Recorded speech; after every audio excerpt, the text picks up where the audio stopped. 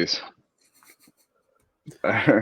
What is up? Welcome to the Smalley Talk podcast. This is your non-sweaty host, Josh Shrinko, and then I got a soaked wet boy on the other side, Chris Vaughn. What's up, dude? What's up? I just got done taking an ice bath in this Dude, outside. cold plunge.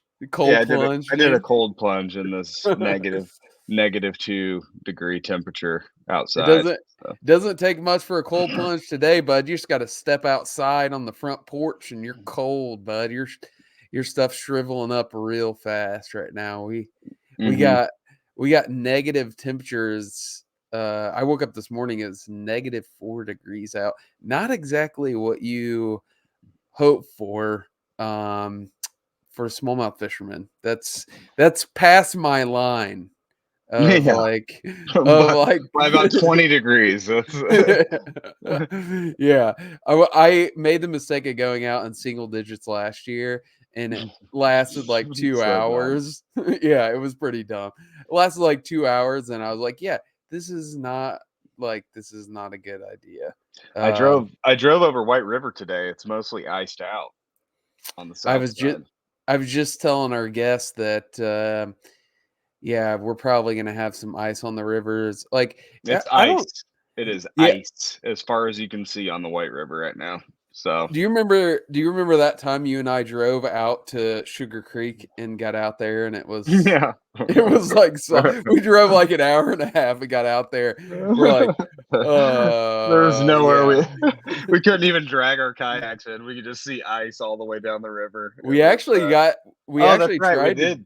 Yeah, we drug them all the way down to see if there was some open water, and we got down there, and it was like, nope, there is can't do it. And it's one thing, like, you get ice on the edges, it's not a big deal, but like you get ice, chunks in the middle and stuff, that just makes it impossible. So officially, it's no fishing season right now, and I would say it's probably going to stay that way for about 3-4 weeks, because we got a solid week of like really cold weather. So, I say let's get the shed out. Let's go hit the ice, dude. Yeah, we could. We definitely could. Or this weekend. Go ahead. I was going to say this weekend I'm going down to Florida. I think I might do some fishing down there. So that's one way to do it. That's the salt life. That's the rich man's way to get out of this cold weather, is go fly south. I was going to say we could do some bunny blasting. That's what we've done in the past when it's got this cold. So I've got a friend down there that has a private island, so I'm just gonna go. His initials J.E. He's a real good friend. Different friend. I'm just gonna go down with my wife's family. I think they're trying to surprise me. I'm a little nervous about it, because Ashley's uncle is, really excited to take me on a tarpon trip. So I'm nervous that his definition of like a fun fishing trip and my definition may be a little different. But yeah, maybe. I mean, at this time of year, though, it's like you can't really go wrong. No, it'll be fun. Yeah, it'll be fun. Yeah. So if you find yourself hooking up live bait and drinking beers, I mean, it's better than what we got going on here. So, yeah, it's going to be like -2 when we're down there too. So I'm looking forward to it. But yeah, anyways, we're pretty iced out I don't think we'll be smallmouth fishing for quite some time. We do have a guest on the podcast tonight, somebody who I think Josh and I are both pretty excited to have on the show. And actually, this is the second time we're attempting to record this episode. We had a technical difficulties. Yeah. So we're gonna Randy. What Randy Hammer Time Long? No, you always call him Rand Demon. Oh, Rand Demon. Yes. What's up, Randy? How's it going, brother? What's up, guys? Nothing, dude. Just talking shit, getting ready to getting locked down. I think Josh and I are probably going to get pretty weird in the next few weeks, not having any smallmouth. Are you guys iced out in PA too? I don't have any ice yet. it's probably coming by the end of the week, I would guess. Are you guys getting We'll start a little some Arctic, slush ice. getting some Arctic blast? Are you? It's not as I don't think it's as cold as you guys, but normally we get whatever you guys get like a day later. So maybe tomorrow. I think it's supposed to be snowing tonight. Mm-hmm. Yeah. It's a good day. The Steelers lost. Just watched them lose. So, you know, it was great timing to have a Pennsylvania native. Are you a Steelers fan, Randy? Are you a terrible towel? I was raised a Steelers fan, yeah. Okay. I watched the game. I didn't really have too high of expectations for them to do very good. So yeah. Yeah, you guys could kind of go either way, I guess, because you've got the Birds out on the east, and you're closer to Philadelphia, aren't you? Yeah, probably a little bit closer, but I don't know. I'm not a big fan. I've brought this up before. We did a design, a Susquehanna design for a Chegan, and I sent it to Randy, and it has the Liberty Bell on there with Philadelphia, and Randy's like, fuck Philadelphia, dude. That's not part of Pennsylvania. I was like, damn, dude. Western New Jersey. He's like, that's Western New Jersey thing. Get that off there. Well, I'm happy to report that the Eagles are now losing 10-0 as we record this podcast. So, yeah, one of our associates was wearing an Eagles shirt today, and I was like, what is that? It said something like, you can't stand us if you aren't us, or something like that. That I was like, what does that shirt mean? She's like, oh, it's for Eagles fans. You're either one of us or you can't stand us. And I was like, well, that's pretty true. I was like, Eagles fans are atrocious people. You're fired. Get the hell out of my in-laws are all Eagles fans. Yeah. Yeah, they like to throw batteries at Santa Claus. I think that's the long-standing Eagles story from there's so many. 80s. Dude, there's so many stories like that where Eagles fans are like roughing up people and just being psychos. It's a weird like point of pride they have. Like, oh yeah, our fans are terrible people. It's like, yeah. I don't. There was I think there was like I don't know if it's true or not. I've heard there's like a court at the stadium for like people that because there's like they have a judge and everything on site there. Yeah, really, that's hilarious. Doesn't surprise me.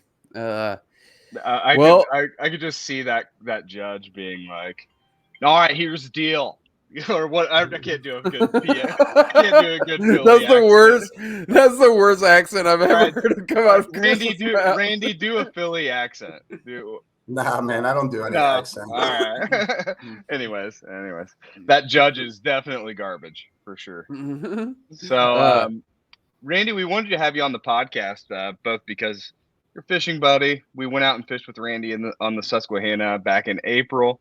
But also you had one of the most prolific smallmouth seasons I think that Josh and I have ever heard of. We probably don't want to get too much into the stats, but give us the raw numbers of smallmouth and numbers of 20 inchers, just to whet the appetite of these filthy, disgusting animals that listen to this show. I personally caught 73 20-inch smallmouth, and then other people that were on my boat that were either friends or not even guided there part of the year. They added another 21 20 inches. So it was 94. Total smallmouth was almost 6,400. Jesus Christ. That's like I said the last time I recorded, but like I've hit somewhere around 1,500 1,700 smallmouth in a season before, and like I felt like I fished my ass off. Like I was like, yeah, this is peak smallmouth fishing. The dude basically quadrupled me up. So that's those are Jeff Bezos numbers. For sure. Randy, you know how they say like Jeff Bezos makes like $13 million an hour or something? Randy catches 10 smallmouth per hour per waking hour. Oh my God. Yeah, I remember, so like coming into this season, like I didn't know you at all. And I think it was sometime around like February-ish, sometime you were, I think you had caught wind of Smalley games, and you started messaging me. You slid into my DMs, dude. Just started sending me pics. Started sending me these juicy pics on Instagram. And it was like February. It was the end of February, and you just like were like sending me these like, pictures of you just every day. And I was like, I remember messaging Chris. I'm like, who is this guy? Like, he's just like sending me these smallmouth pictures. And it was cool because as we started to kind of talk back and forth, as you began to flirt. Yeah, we were definitely flirting, dude. We were flirting hard.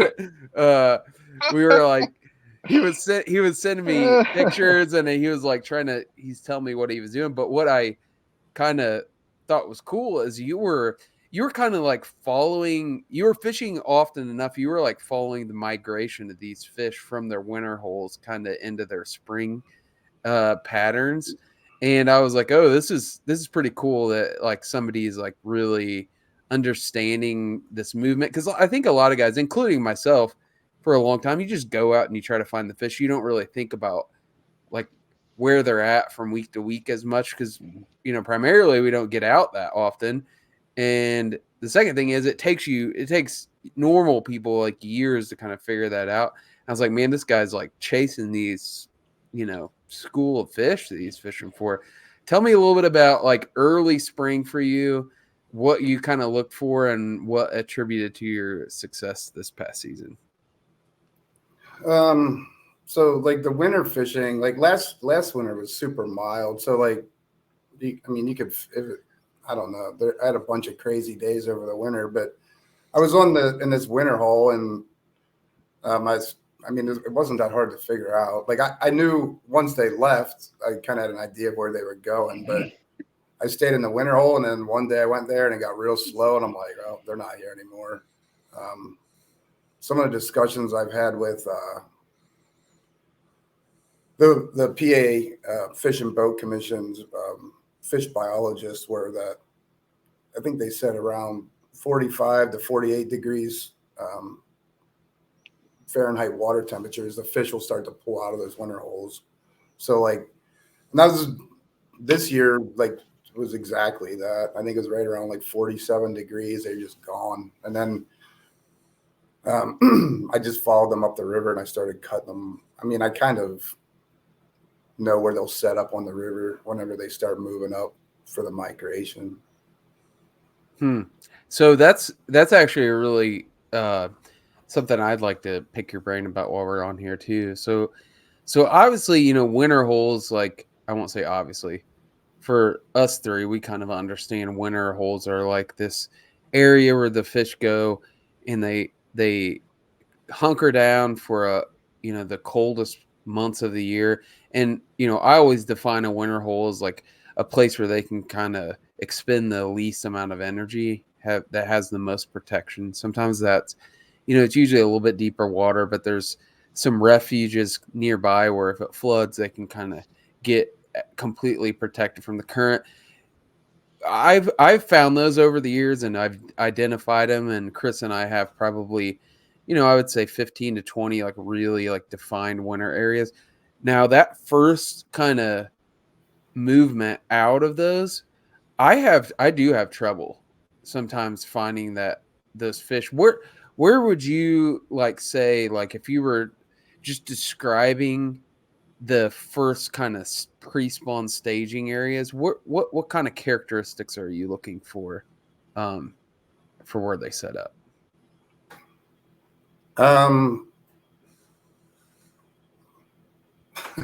I don't know, man. There's just like a big tournament coming up on the junior. I don't want to teach everybody how to catch them, but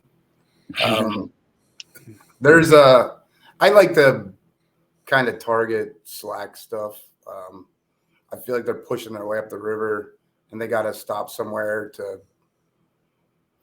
kind of rest, take a break, and I feel like you kind of catch small schools of them in those type of spots. Is that kind of like, because I know a lot of like in the spring, people say like, oh, you look for like creeks flowing in, you look for like, the top and the bottom of wintering holes, or you look for like, like specific types of like wood or something like that. Is there a specific type of cover that you like to target, like in that early spring time frame? I mean, to me, it's mostly just, I'm targeting eddies mostly. I mean, other than that, they're not that easy. I don't think they're that easy to find. Like, that's kind of where I find them. There's some place where there's slack water. And the ones that are active, they'll be right out on the seam somewhere. But I kind of pick it all apart because you don't know where they're going to really set up on it at. So you feel like they move like out of the bigger kind of protected areas and maybe into a little bit more of a micro like slack water area? Is that kind of what you're saying?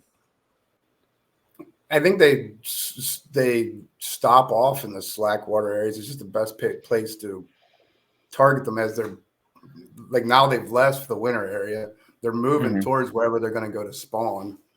And in some cases, I think from the winter hole where I was fishing to where I think some of those fish probably end up might be 15 or 20 miles up the river. Oh, wow. So I think it's like over the course of weeks, they're pushing their way up the river, and I'm just picking them off in those places.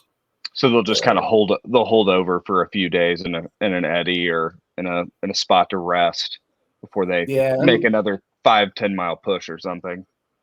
Yeah, I don't know if they could move that far in a day. It might move half a mile in a day, but like you're talking like the very beginning of March till like probably over the course of a month, they're moving to the area towards around where they're going to spawn at. And you guys have a lot more robust river systems than us. That's to put it lightly. But like our fish, I feel like they aren't moving that far to spawn because there's not these like feeder creeks where it's like, oh my gosh, all the fish go and set up, which we've fished in plenty of areas like that. So you're saying these fish are moving long ways. Like, are they moving into more of like a tributary type of area, or are they like moving into like this certain type of bottom that they're looking for to spawn? And I know all the fish don't spawn in one location, but when you say they're moving that far, like, are they moving into more of like the feeder creek type of areas? Is that kind of what you're seeing? Yeah, no. In some cases, I guess they move into, a lot of them move into tributaries of spawn, or there are other places on the main river where you can catch them spawning too, but I don't know. Because where we caught them this past time when we were here, I'm not going to say, but that was like a pretty concentrated area. It's like, oh yeah, this is like this. There were not only were there fish spawning there, but there were fish waiting to spawn there. So there was like these multiple stages. So do you find that on the Susky, they really try to concentrate on those really prime areas to spawn? You find a lot of them spawning in those places like that? Tributaries are like, they do spawn pretty heavily in those things, but you can catch them. You can find them spawning anywhere where there's like slack water, you know what I mean? Anywhere where there's like water's protected. Most of the bottom, if you fan, some of it's like sludge, but they find the right spots where they can fan it out and it's still like that gravel on the bottom where they can make a bed.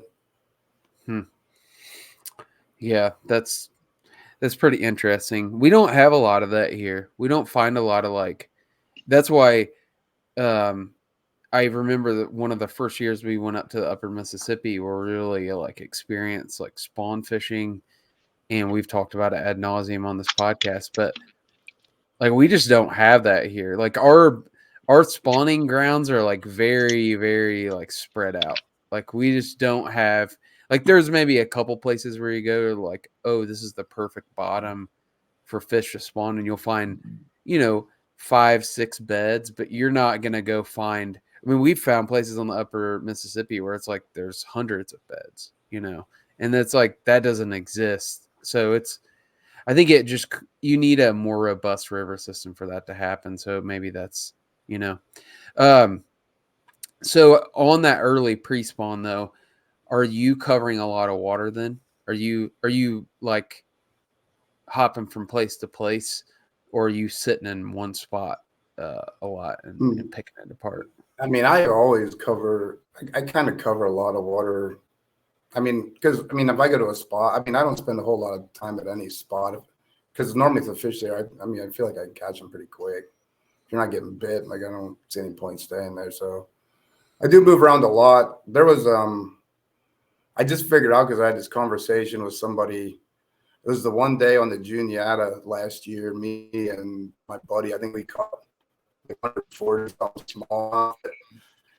I actually went on Google Earth and did like the measurement to figure out how far. I actually drove my jet boat over 70 miles that day. Woo! That's a long way. Yeah. Do you have to fill up? No, I have a 30-gallon tank on mine, so I was good. Jesus. Yeah. You get like 20 miles in mine. I'm filling up, dude. That's wild. Yeah. I could probably get 90, maybe like 90 miles to a tank if I have it full. So we don't talk about this kind of stuff very often on the show, but tell everybody about your boat setup, like because it's the first time I've ever been on one like that. Tell everybody what kind of rig you run, Randy. Like currently I have a 2022 1860 rock proof with an outboard. It's a 150 jet, so the outboards generally lose like 30%, so it's probably like actually 105, 110, something like that to the pump. It's a heavy duty boat for the rivers around here. They're like custom built. I think it has a 190 bottom. It has a 1/2 inch of UHMW on the screwed in to the bottom of that, and then I have UHMW on the sides. And the UHMW is like, you find that helps you slide over rocks, helps you with turning, that kind of stuff. What do you think the benefit of the UHMW is? So the UHMW, it does slide over rocks easier. It's basically like, I think it's comparable to like a synthetic like cutting board, probably in your kitchen. But it slides over stuff. I've had it where I've beached it in like some gravel, and I was able to take it myself and push it like it was on marbles until I got it to water to where. And it's a heavy boat, but I was pushing it with the current. Yeah, because it's like a thick whole boat, right? It's like a 0.10 or 0.125 gauge aluminum. It's 0.190, and then it has a 1/2 inch of UHMW on that. Yeah, so you could literally run that thing full 35 miles per hour into a rock, and it probably would not puncture the. I don't know if I want to try that. Yeah, that's cool. I remember the first time I got on it. It's by far the fastest jet boat I've ever ridden in. Because I have a Honda 150 105 on my boat, and it's the same hull thickness. I don't have the UHMW on it, and that boat straight up would. It probably goes what, 40, 41, something like that.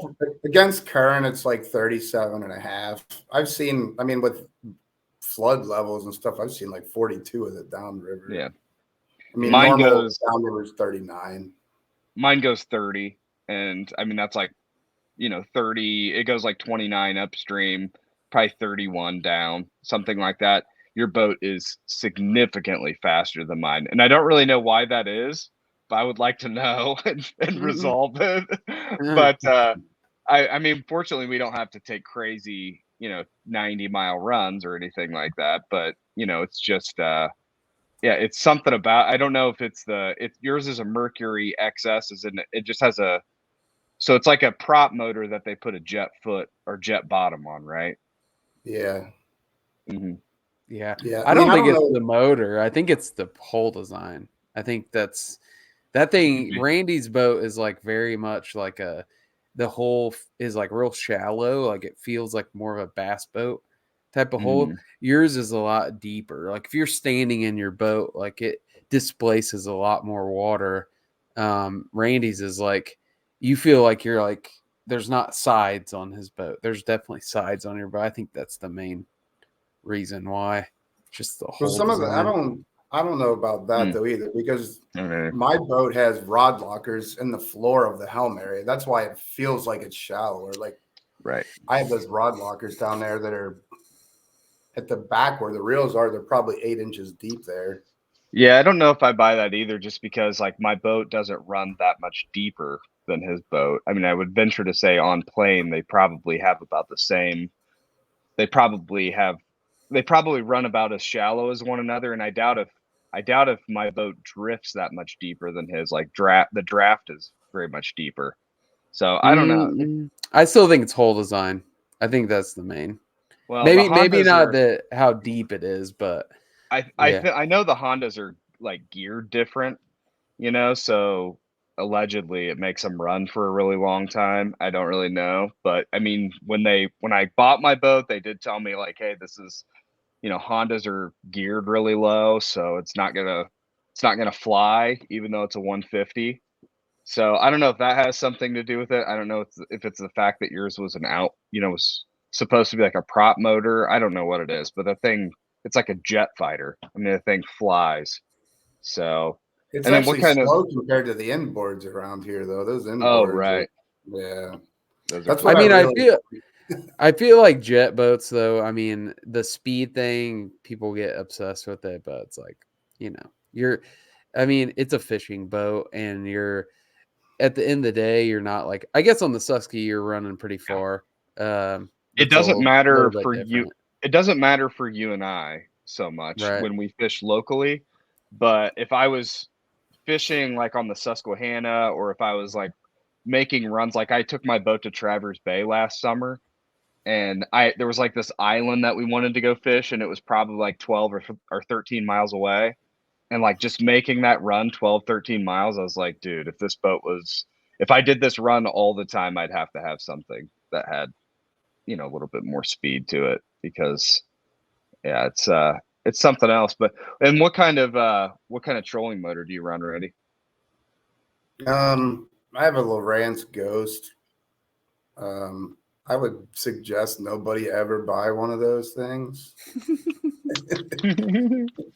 It's I went through 4 of them in the first 6 months that I had the boat. Oh my God. They just kept giving me new ones. I tried to even get a refund, and they just kept giving me new ones. I still have some problems with it. It's probably fine in a lake, but on the river, like on the Susquehanna and Current, I have problems where I'll try and spot lock somewhere fast, and like the first thing that thing will do is turn around and aim right at me and drive me 30 feet downstream, and then try and take me back to the spot. And my previous boat had an Ultrex on it, and it didn't do anything like that. I mean, once it gets you on the spot, it's pretty good at keeping you there, but I feel like it's computing power. Like it figures it out too slowly compared to Ultrex. So, Yeah, I mean, Josh and I both have them in Coda. You have the old Terra, don't you, Josh? No, Turova. Oh, you have the Terova. Yeah, I feel like they're okay, but anytime you're using spot lock and current, it's like, I don't know. It's fine, but you definitely get a lot of like, it'll over accelerate in certain ways, or you'll get in these moments where it just like freaks out on you and it's turning every which direction, trying to figure out a way to like lock you in place. But so we talked about this the last time, but so you you started guiding this year, and I know it's like kind of a part-time thing. You guide under, I think, Joe Raymond's guide service. Tell us a little bit about like your first year of guiding and like how that sort of played into your fishing season. Like, do you feel like it helped?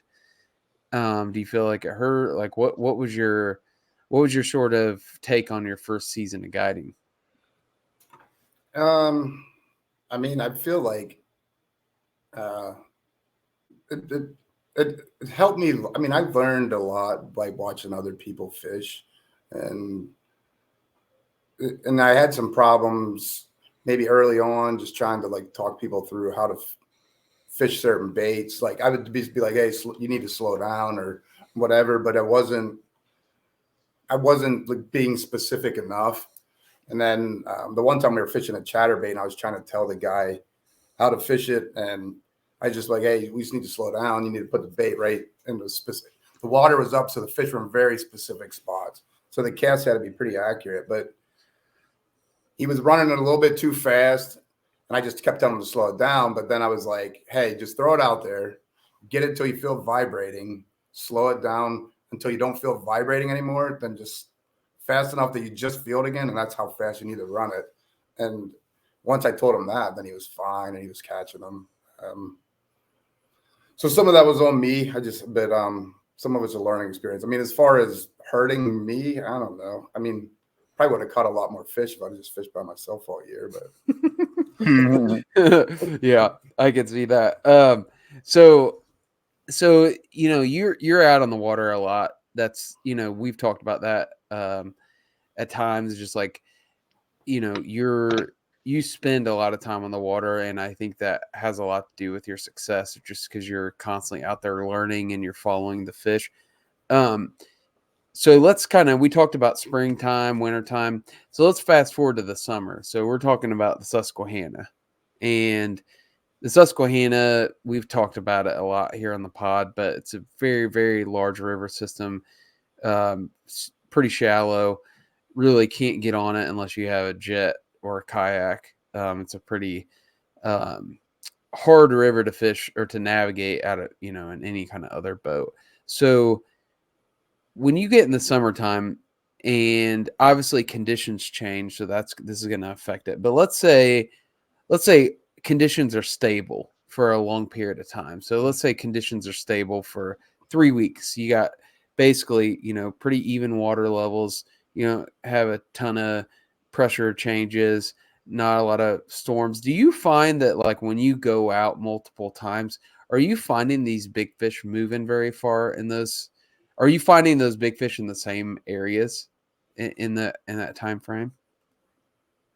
I mean, I feel like I do find I don't know that it's the same fish. Like I feel like those fish are constantly kind of moving around, but I do feel like there are places that if I catch a big fish there, I do kind of see where it repeats itself, and I will, if I go back to that spot and hit it like a couple of days later. I mean, I don't know if it's the same fish. I can't really tell, but there do seem to be bigger fish set up in certain places. I don't know if it's because it's like the best place to feed around a certain piece of structure or whatever, and they just kind of like take it over. But I do catch. There is something to that. I think I do catch big fish in the same places. Like there's some of the guide trips I had. I beat up to a guy. I was going down to this one island. I told this guy, I'm like, there's always like for the past like 3 weeks, every time I come by this island, there's a big one sitting right at the head of it. And he was there and he cast it and he caught like a 19 and a half or something. And then I looks good for me, but I mean, yeah, but there was something like there was one there like for 3 weeks. If I went by there and fished it 4 times, there was always a big fish on it. So, I noticed you did that whenever we were out fishing with you. You were calling shots. I don't know if Chris experienced this when he was in your boat, but I've never experienced the more like pull up to a spot. And when I say pull up to a spot, like I'm talking big motor, Like Randy's like, he's coming up on this spot, it was pretty muddy. To be fair, it was pretty. It wasn't. Yeah. So. Yeah, it was. No, I don't mean he was scaring the fish. I'm just saying, like, he knew exactly where he was going. Like, he's like, oh yeah, let's throw our rods down. We're gonna make a run, and he would like pull up, and he'd be talking about like, all right, there's a spot, and we'd pull up, big motor, put the trolling motor down. And he'd be like, all right, there's probably gonna be a big one right here, and sure enough, one of us would hook a big fish in those spots. And we did that a bunch. We were like spot hopping. And there were like these like very specific areas, which I have certain areas like that where I'm like, I come up to it and I'm like, oh, I've caught big fish here before. But I don't call my shot like that. Like it was like, I remember, and because at first you do that and you're just like, yeah, this guy's full of shit. Like, yeah, we're not going to like pull up here and catch a big fish. And then it kept happening. I was like, and so every time we would get turned on the big motor, I'd get really excited. And I'm like, he's going to go take me too. It's like a guaranteed fish. Did you feel like that, Chris, when you were fishing with him? Yeah, definitely. I thought, well, the day I fished with Randy, we were having like torrential downpour and the river was starting to come up pretty hard. So he like sent you guys over to this bank. He's like, go fish that bank over there. It's like really good. It's like the best spot, on the river. And I was like, oh, great. He's going to like take it. He's going to like give them all the good spots. And and then we absolutely crushed. It was pretty phenomenal. But I mean, I guess the big thing is, you had like all the gauge marked out, where you knew exactly what level the gauge was going to be at, where the fish would be, and that kind of stuff. And do you think that that's like that USGS tool is like critical, right? Having an understanding of where the water level is and what the fish are doing. Is that something, do you keep written notes and like a log of all of that kind of stuff, or are those just like mental notes that you're taking? When I have what I think is an exceptional day, I document all that stuff. And that's the same thing.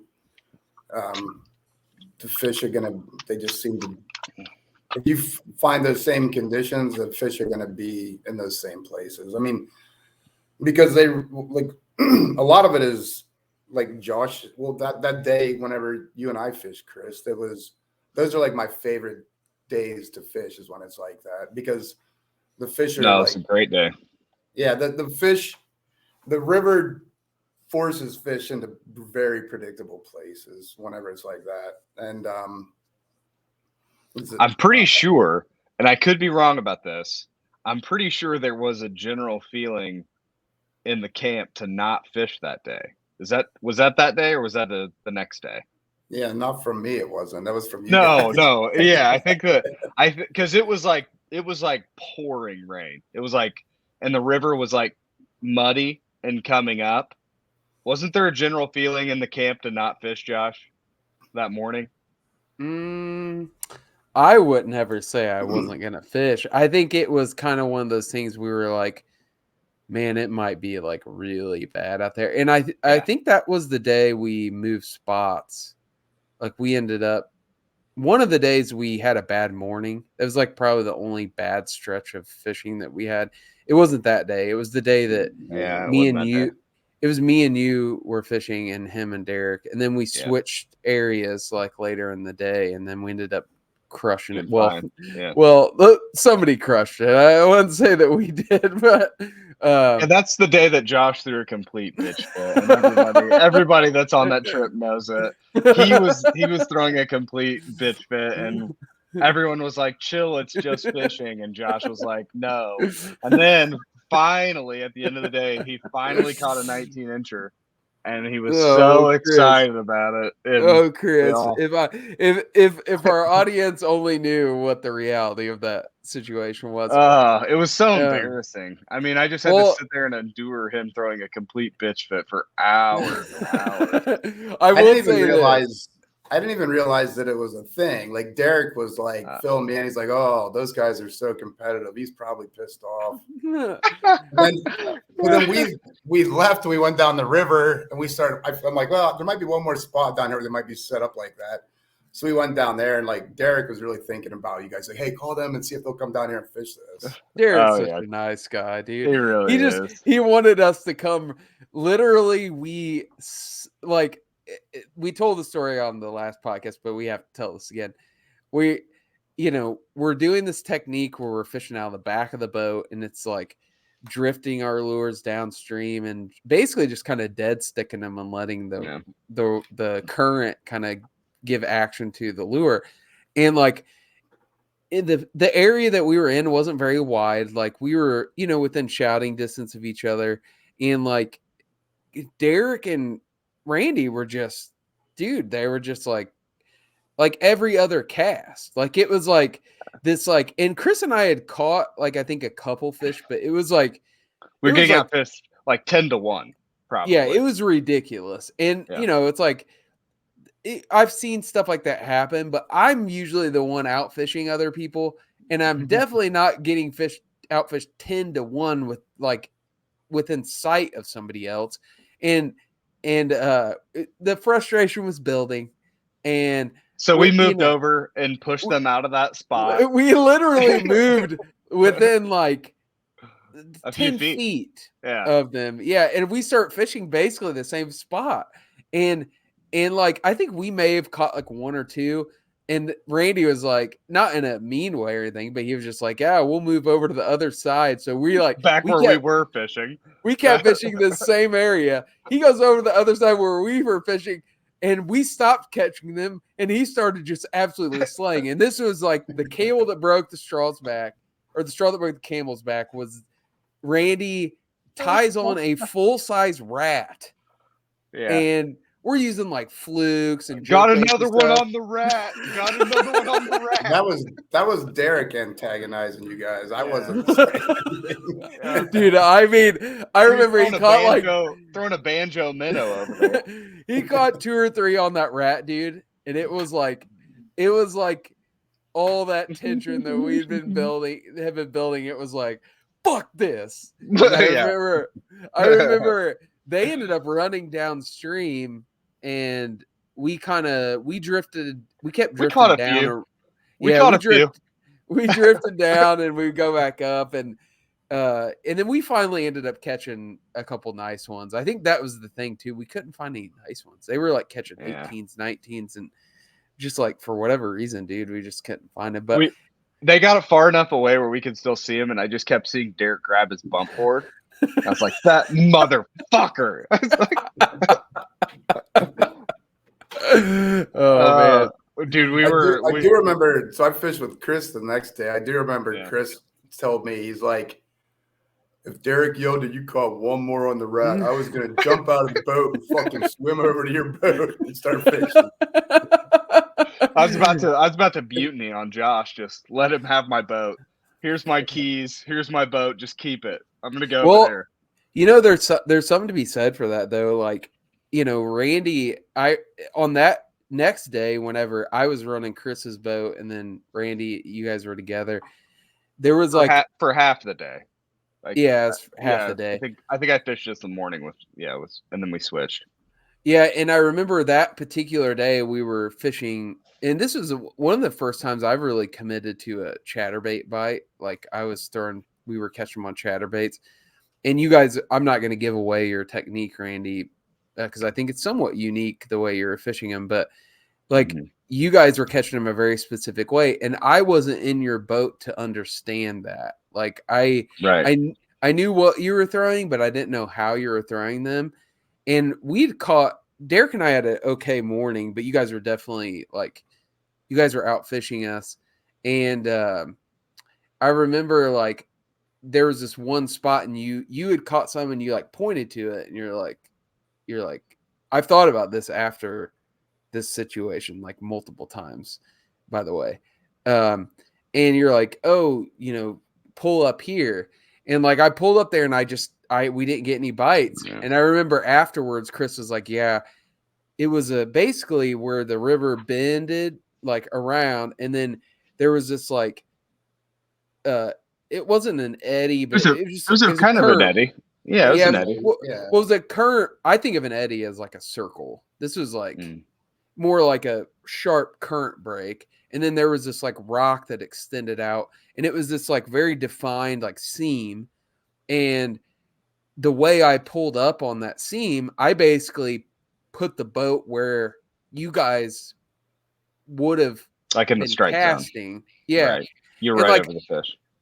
Yeah, and like I wasn't in the boat to like experience what you guys are experiencing, so I didn't know like, oh, I needed to be back off of that more and casting up into the area where my boat ended up being. And in my defense too, it was ripping current right then. It was like very, it wasn't like this like lake where you just like come up, but you had to basically like spot lock wherever you're at because you just get flushed downstream. But but yeah, I remember like thinking afterwards, I was like, dang, like they had it like dialed in that much where like that's what you had to be doing. Cause I ended up fishing with Randy later in the day, and like I remember it being like, yeah, that's what we were missing out on. So I mean, fished that spot. We saved that spot for you guys, and then I mean, maybe I probably didn't do a good job of explaining how we were fishing it either, but we went up and fished a spot up above there, and Chris is, because he fished with me all morning, he's like, they're sitting on top of the fish. And I'm like, yeah, they are, but like I don't. And then you guys moved out, and then we went down. Chris caught like a maybe 219s, like real fast. Yeah. Out there. Yeah. As soon as they moved out of there, we caught some fish. But I mean, I think overall, how many days out of the year did you fish this year, Randy? In 2023, 199. 199 days. I mean, there's no substitute for time on the water, right? There's the rule of 10,000 hours or whatever it is. There's no substitute for time. But overall, like, if you could direct people to something that like either a book or some content or some way or something that could advance their knowledge and kind of like push them, because most people don't have 200 days that they can go out. Like what would you suggest as far as or tools with which people should become familiar or anything like that?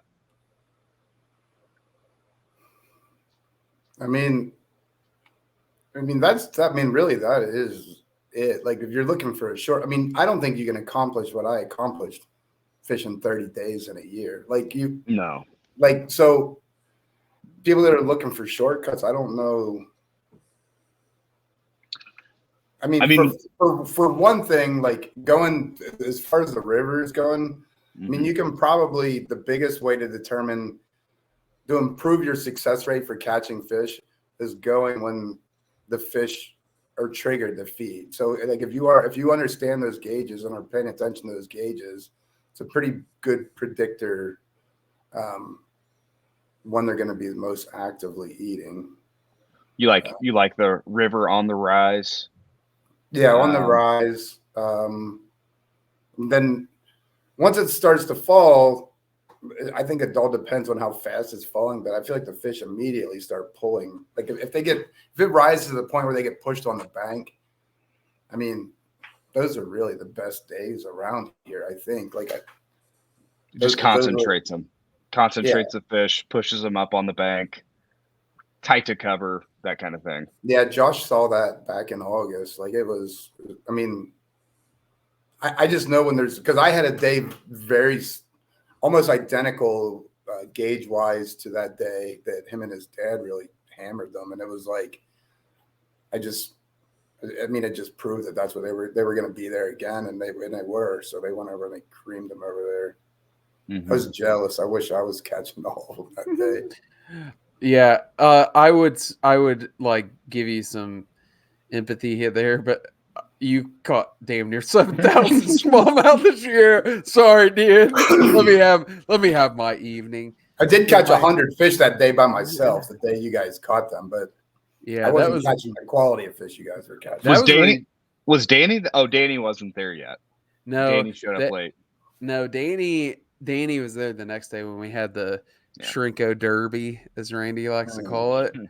He didn't like that, dude. You got sucked into one of Josh's foolish games, dude. Yeah, and it was like kind of fun, but then it was. It's not fun. Well, there's yeah, nothing about it. He's like, yeah, the only time it's fun like, is the only time it's fun is when you beat him. Other than that, it's not fun. The only way we finished with a tie because I converted one of my 20s to a 19, so I could fill the board out. But then, so listen to this, Chris. So anyway, we're fishing to the end, and like he sends a message that they're done, and I'm like, so now I'm like, this is not going to end good for me. Like if I beat him, that's what it's supposed to be. If he beats me, I'm never going to hear the end of it. Mm-hmm. So like. Unfortunately, I had to turn Steve Shrenko into a co-angler real fast. And I was like just nosing everything until I caught the fish. And then we get back to the boat ramp and Josh is like, oh, you're blocking my dad from catching those 20s. Huh? Josh classic, dude. Classic alpha male behavior. Just that was a fun day, man. But that was like fun for you, maybe. No, that was fun, dude. That was like, it was, I mean, regardless of the competition, it was just like, that was a fun day of fishing. Like, it wasn't lights out or anything like that, but it was like consistent. It was like a typical, you know, we've talked about on the podcast before, but the Susquehanna has, in my opinion, this, like, I've been there a lot of different, you know, summer, spring, fall now, and it has this magic about it.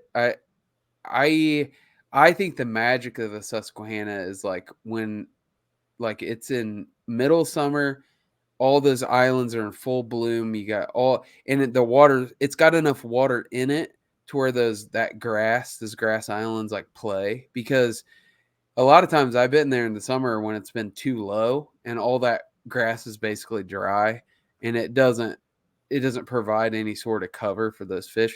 Like when those grass islands get wet but you can still see them, not when they're completely covered up, when you can still see them. So it makes the river look really cool because it's all broken up by dirt islands and grass islands and you have water flowing through them. It's like sometimes, dude, you're just like, man, this is like sensory overload and there's just fish everywhere. And that was like one of those days where it had enough water in it, but it wasn't flooded.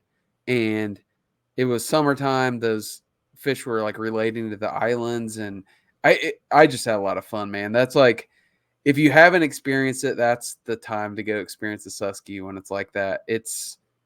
There's literally no other place in the world that's like that. I mean, it's super cool. So, well, you definitely have a cool fishery. You're somebody who takes full advantage of it. So, you know, there's not a lot of, you know, you're kind of blessed in that. And we talked a little bit about this last time, but, you know, the Susquehanna is a unique place because for a lot of reasons, but because it's a very large river with a tremendous smallmouth bass population, trophy smallmouth bass population. And it's big enough that you can spread out, even with a bunch of people on it, you can still carve out your own little areas. And it's shallow enough where it keeps the prop motors off of it. So there's really nowhere like it. And, you know, I think you primarily fish the areas upstream of like, where do like, if you had to narrow down, like I guess it's the main stem, but like the upper main stem area. Is that right? Yeah, I would say that. I really don't fish south of Harrisburg. So, but I mean, I am further north from, like, a lot of that stuff you hear about is down there around like the Dolphin Narrows and Fort Hunter. That's like a popular area where there's I fish down there on occasion in the winter, but it just gets really crowded down there. That's a pretty far drive from where you're at too, going way down there when you've got good stuff that's really close. Not really. 35 minutes maybe. It's not. Oh, that's not bad. Yeah, that's not bad at all. Well, the other thing about the Susky is, like, in a jet boat specifically, like you really have to learn that river, like to run it like any other river, but except there's more like there's more treacherous stuff that could rip a hole in your boat. And I feel like that river's big enough. Like once you learn a section of it, there's enough to fish. You probably just don't need to go anywhere else just because, then you end up having to learn, whole other maze to navigate through. Is that kind of your mindset with it, Randy? I mean, I've been on a lot of it, but the thing with when I started guiding was just so I wasn't burning stuff up. I had to go out and learn, like kind of really familiarize myself with other stuff. So because I didn't want to, I mean, I want everybody to have a good experience whenever they go fishing with me. So I don't want them to fish something guys just fished the day before or something like that. You know what I mean? So it kind of forced me to learn like some stuff that I fished before, but I didn't really put a lot of time in and figure out all the intricacies of that spot, of that area. But yeah. Well, guys, I hear somebody calling for me. Unfortunately, I need to jump off here. You're right. Go ahead, man. I'm gonna continue with Randy for a few more minutes because I want to give him a chance to. I might be back. Just a second, okay? All right. All right, Randy. So I have a couple kind of quick hitter questions for you. I want you to give us some juice. Give some juice to the Wet Boy Nation, bud. They've heard about your name. They've heard about the legend as Randy Long. You beat Smalley Games twice, which, it's pretty shameful. If you're gonna ask me, like I beat it once, and it took me all the way until the mid-October before I was able to close the deal. You basically beat it once, and then you're like, hey, can I get a second board? I was like, yeah, sure. You can get a second board. And then within 2 weeks, you're like, yeah, I beat it again. I was like, holy shit. So, the legend of Randy Long is something to behold. So here's what I'm going to do. I'm going to ask you something. And by the way, the Bronze Master stuff, I'm waiting on it all to come in. Everything's been ordered. We got a cool package for you guys coming this year, so you'll see that soon enough. But this is what I want you to tell our audience. It's a little bit different from what we talked about last time. All right, if you were like the beginning of the season, right? You're getting ready to start off, let's say like end of February, the water's starting to warm up a little bit. You're starting to get the itch. You're like, all right, man, I'm going to start hitting it hard. But you knew at the beginning of the season, you could only pick 5 different lures to fish with. So your tackle box, you can have as many variations of this lure that you want, but you can only carry 5 with you all year. What 5 would you pick? And tell us just a little bit of a snippet of why you would pick that. So 5 lures, go. So the first thing I'd probably pick is my favorite way to catch them is a chatterbait. All right. That'd be one. The second would be probably a swim bait, a soft swim bait, like a paddle tail. Okay. A fluke. That's what I like to hear, bud. Well, am I rubbing off on you a little bit with that fluke? Yeah, you did. I mean, I fished the way that I didn't fish it exactly. I have nose rigged flukes before, but I didn't rig them exactly the same way you did. But I saw the light. I kind of, in all honesty, I think probably in the warm weather, because I used to use Neds and stuff in the summertime to I think I kind of replaced Neds for honestly.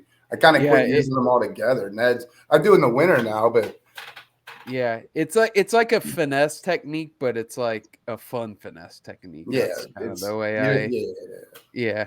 And if you're a guide, I feel like a fluke is like if you got a guy that's just not very good at fishing, a nose hook fluke, dude, you can put that on a kid's rod and like they'll catch fish because they pretty much hook themselves. Like you don't need to like this huge heaving hook set. And like the fish, a lot of times with the fluke, like they're gonna eat it when you're not doing anything with the lure. So like you can basically tell somebody like throw it out there and just let it drift, and you'll get bit a lot of times. So anyways, yeah, I like that. So we got a chatterbait. Are you jackhammer only guy, or do you? I use different types of chatterbaits. Okay. I'm kind of the jackhammer. When it gets real dirty, that's about the only one I use. Like when the water's really stained. Yep. So then I got two more yet. Yeah. So you got a chatterbait, soft swim bait, fluke, and then you get two more. I mean, probably for the whole year though. I'm gonna have to pick something for the winter. So probably for the winter, we'll do a jerk bait, a hard jerk bait. Okay. All right. And then I don't know, probably a toss up between a spinner bait or some sort of bottom contact bait. I don't know. Okay. Well, I mean, if that tells snippets for it, the chatterbait is. I don't really throw it and I don't throw those things in clear water at all. So it's dirty. I'm probably throwing a chatterbait or a spinner bait. Yep. Swim bait is probably. Do you throw a swim bait just in like any conditions? Then is it like pretty universal? You can catch them all year on a swim bait, I think. I love small. Pretty stupid, really. Like I've had swim baits just laying on the bottom, and they'll pick them up and eat them if they're right in front of them. You know what I mean? Yep. Yeah. So that's probably it. I don't know. That's 6, I guess. No, that's great. I got Chris. Chris is back. I asked Randy if he could only have 5 presentations in his tackle box, what would he take? And he'd take. I like that. Chatterbait, soft swim bait, a fluke, a jerk bait, and then I think the last one was kind of a cop out. You said what did you say? Well, I said a spinner bait. I mean, spinner baits. That's fun to catch them on spinner baits, but I'm not catching them. If I'm going to use it for the whole year, I probably need something for the winter, right? So yeah, like I'd probably rather catch them on spinner bait, but I'm going to have to use some sort of Ned. Ned's a lot of different baits. It's just not a TRD. There's a lot of different. Yeah, baits. Ned rig. I feel like everybody thinks of it as like the mushroom style jig with a TRD, and like I don't really fish that combination very often. Like I'll throw a small elastic, soft plastic, and like this whole winter, all of ours fish we caught were on like football heads. They weren't even on like those mushroom heads. So yeah, what we've been catching them on, I'm not gonna say on the podcast, but if you aren't using them, Randy, it's a bait you would get completely, like, especially this spring. You'll probably absolutely crush them on it if you haven't figured them out already. But all right, so we did the 5 baits. What's another quick hitter question we could give Randy before he signs off here, Chris? Well, I was like asking if you could fish with one person through all of human history, who would it be? I don't know. I want to say myself. I just want to go. Oh, damn. Not, I think not that I'm I like, think I just like a being by psychotherapist myself, you could know what I have a mean? field day with that answer, maybe. Yeah, I pictured a clone of Randy No, Long, just me. You're a look in the mirror guy, aren't you, dude? No. You're misinterpreting what I'm saying, I think. Okay. Somebody I'd want to go fishing with. I don't know, man. I don't. You just like fishing by yourself? I do like fishing by myself, but I mean, I like fishing with other people too. Yeah. I like fishing by myself. I don't think Chris is as big of a fan of that as I am. Like I am at times for sure. I definitely prefer like in a boat with a buddy. Yeah, sure, maybe though. it's a boat. I know you like solo wades, but definitely prefer a solo wade for sure. Yeah, part of me, like when I go, and Randy might feel the same way, but like a lot of times when I want to go fishing, it's like a spur of the moment type of thing. Like I got an appointment cancel, or it's really nice out, and I'm like in the middle of the workday and I don't have anything scheduled. I'm like, and it's like more work to like coordinate with somebody and like do it on their terms than it is for me just to go hook my boat up and just go. And I get the maximum amount of time fishing as I possibly can. So that's probably more the motivating factor. From a social aspect, I definitely enjoy fishing with other people better.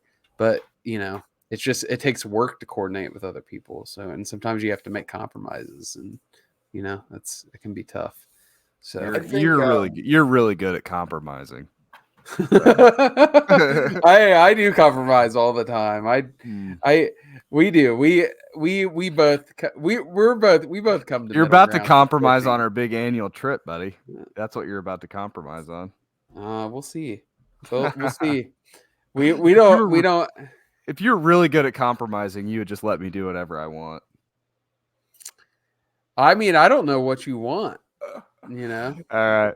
Well, Chris wants to go to St. Lawrence.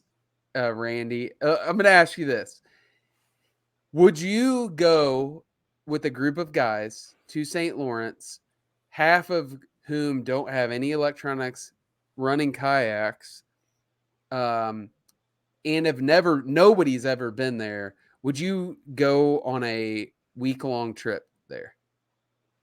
What time of year are you going? In like June.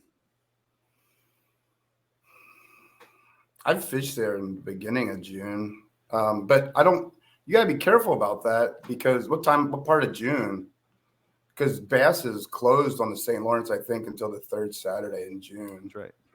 Okay, let's say third Saturday. Not even Josh. It's not even on my list, to be fair. But I just was curious. I was also just curious to hear what he was going to say about it. So, like for all things like even. What do you think a trip like that would look like? If like how me and Chris fish, like if we just went out, let's say just me and him went out there third week of June, like what do you think? Like, would you think we'd struggle out there for a while before we actually like find the fish, or is there just so many fish that we would just I mean, I guess it depends on where you're gonna go. I've never fished there by myself. I've always gone there with a guide. Honestly. I fished some of the days I fished like down around like Thousand Islands. It wasn't very good at all. And that was kind of end of the summer, but I would avoid that like post spawn for sure, because you almost need electronics because they're going to be deep. Like I don't know. That's hard to fish like that. But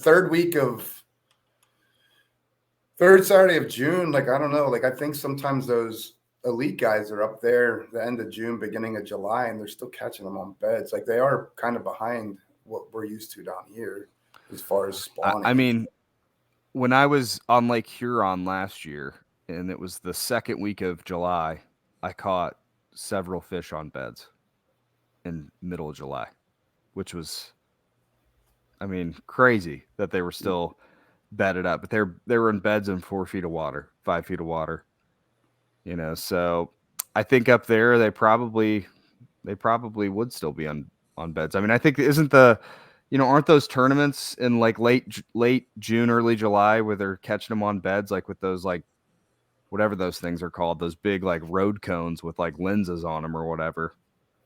Oh yeah, the flogger. Is there flog? What is it called? Yeah, Whatever. Yeah, so you can stare down. So who needs electronics, dude? We'll just go get a bunch of traffic cones and some sunglasses, and we'll be fine. Yeah. Nah, dude. Well, Randy, we appreciate you coming on. Josh, any other quick hitter questions? No, I just want to give Randy the chance. I know that was one of the reasons why we recorded this, to give him a chance to kind of talk about his guide business. And then I think he has another little side gig with Joe Raymond. So Randy, this is your platform, bud. Go ahead and give the boys any information about how they can reach you and fish with you and get your services. Okay. Yeah, I mean, so one more thing though. I was thinking about this who I'd want to fish with thing. And okay. So now I have an answer for that before we get into that stuff. Let's I'm sure my kids will eventually listen to this. I wish that my kids would go out more and fish with me, because they're like not really, I don't know. It's like fishing competing with video games but when they get out there, I think they really enjoy it. But yeah, so I wish my kids would go out fishing with me more. It's like there's a lot of stuff that I could pass on and teach them, a lot of cool stuff. I feel that. So. I feel that for sure. Yeah, I'm in the same boat there. But I keep hoping that eventually they'll see how much I enjoy it, and they'll take an interest in it, either independently or whatever. But I mean, I think when I was a kid, Josh and I have talked about this before on the podcast, but like, I think one of the biggest things that really got me into fishing was that I knew a lot about it just from my dad. I went fishing with him from the time I was really little. And then I think like in 3rd or 4th grade, I got like a couple of friends that were really into fishing, and because of that, I kind of thought, oh, this is kind of cool. Kids my age are also into this, and I kind of got into it that way. And I think a lot of people end up getting into it by virtue of that too. So yeah, I don't know. I feel that though, for sure. I'm the same way. I really enjoy that time out there with the kids, and I think I enjoy it way more than they do, and I would like for it to be a thing where we're both equally enjoying it. So I had that video on Instagram, if you guys remember, I had my youngest son out when I was off for that surgery. I couldn't fish. He was out fishing, and he caught like a 20.5-incher, and like, I don't know. If you go back and watch the video, like you could tell he was into it for that. You know what I mean? Like, oh yeah, it was exciting for him then. Yeah, he hasn't been back out since. Yeah, yeah, but it's a tough one, man. I have 2 girls, and it's kind of one of those things. You take the trips when you can get them with them, when they're like engaged, and I think my kids just like spending time with me when I'm out there, and I think they think it's cool to catch fish. They get frustrated easily though. Like, I don't know if it's the like kind of video game TikTok generation that's like they need that like instant gratification.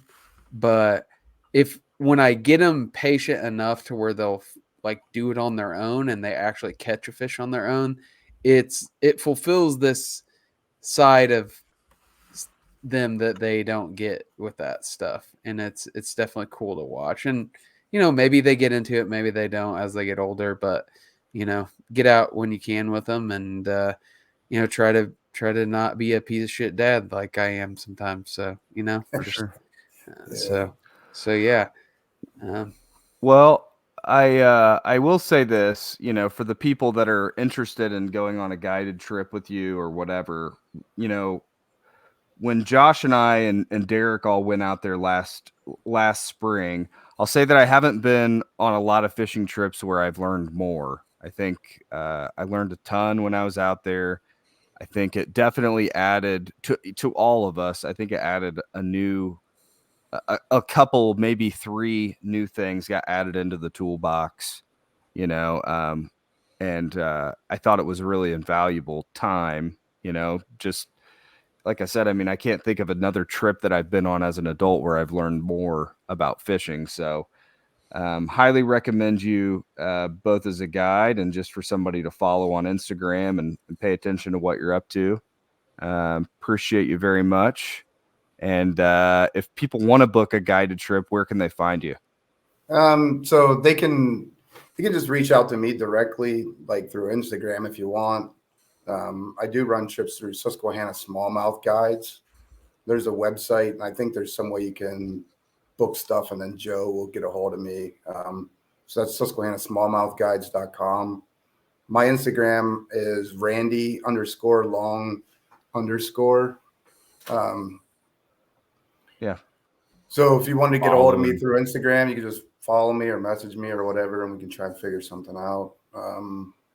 I do have some dates, and they're I'm running out of them, but I do have some dates in April still.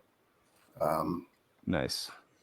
Maybe end of March as well, but that would be it for the guide thing. I don't want to hold you guys up too much longer, but so the other part would be, I've been helping Joe Raymond out with, he has this company called Precision Templates where he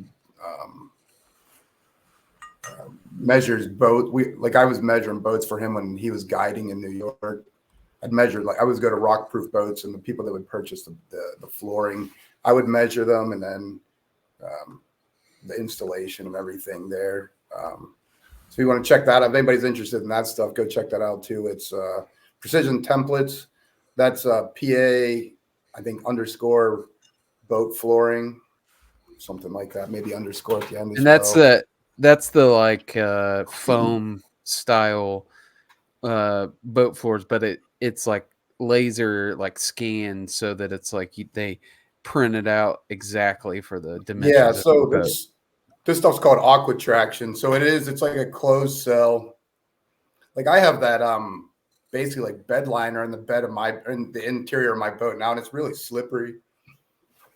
This stuff is like thick, dense foam. It's probably easier on your joints and stuff like that. It's not as slippery. Yeah.